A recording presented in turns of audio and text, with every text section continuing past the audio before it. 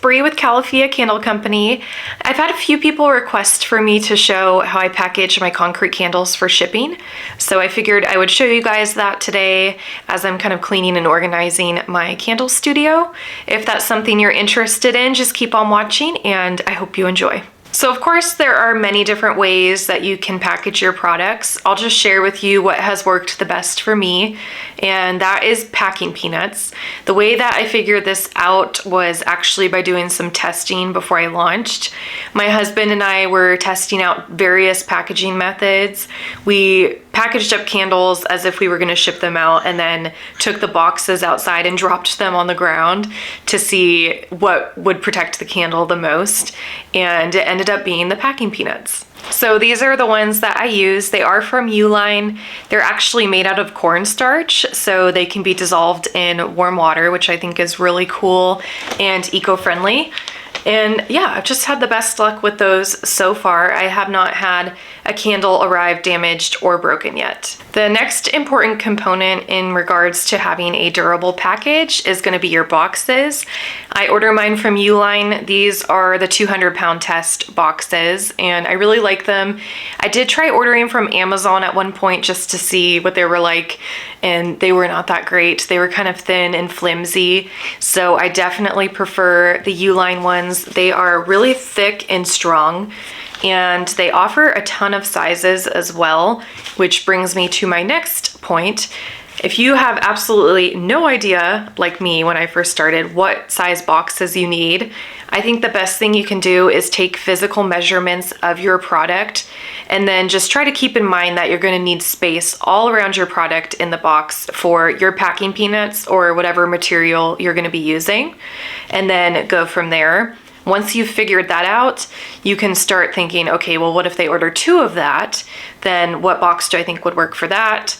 And do the same thing, kind of measure it out, keeping in mind the space you're going to be needing for your packaging materials. And I definitely recommend having multiple sizes on hand. I have 5 sizes, I think, yeah, 5 sizes on hand.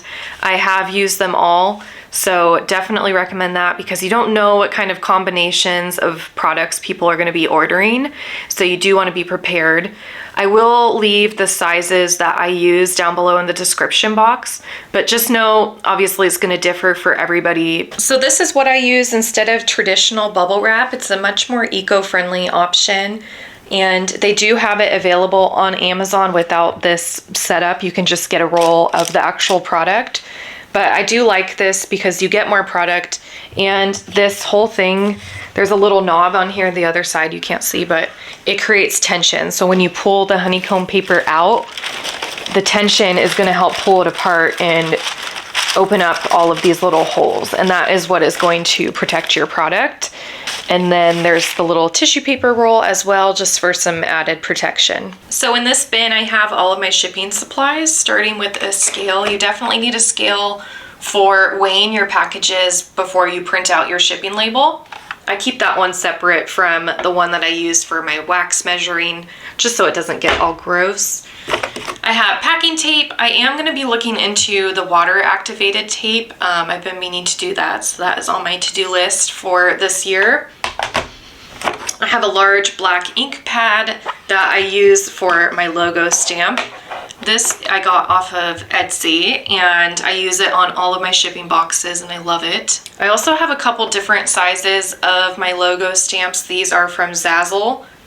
And then the last stamp that I have is this thank you so much stamp that I use on my packing slips. And then I have a fragile sticker that goes on the boxes, as well as this thank you for supporting my small business sticker. I'll show you how I stamp my boxes and get them ready to be taped.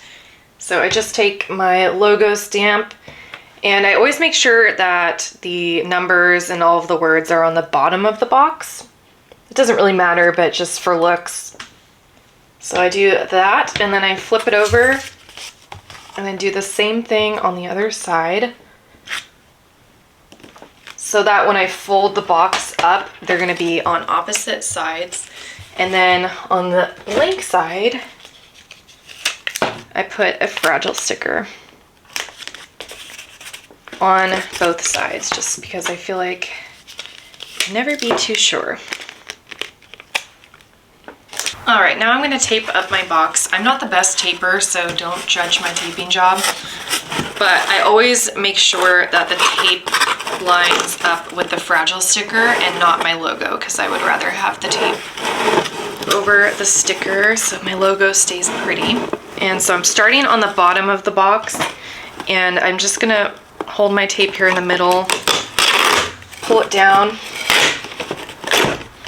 to about the sticker, and then I cut it off. And then I'm gonna do the same thing on the other side.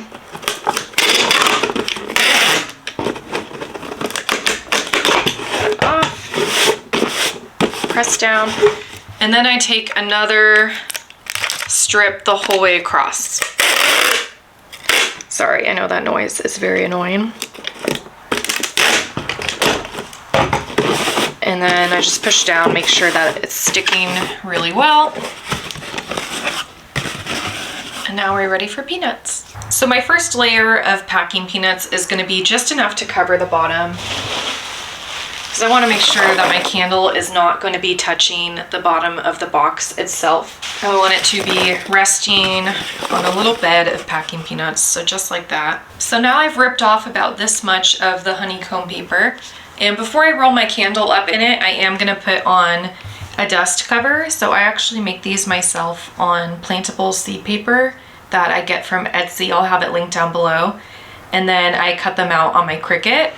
So I just pop that on the top, and then I roll it up like a burrito.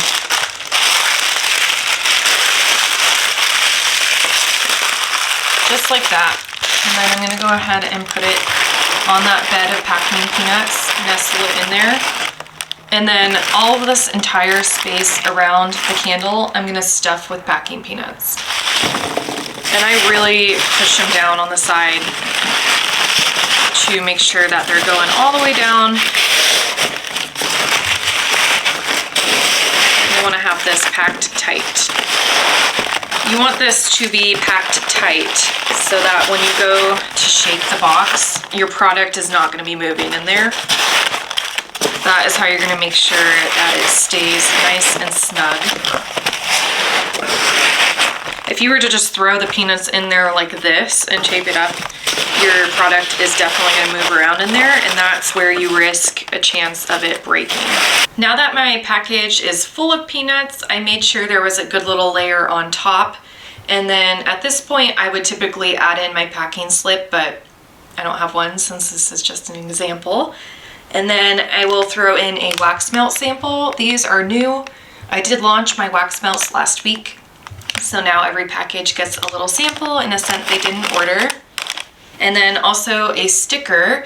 These are from Sticker Mule, and it's just my logo with my social handle and website. And then of course a candle care and thank you card.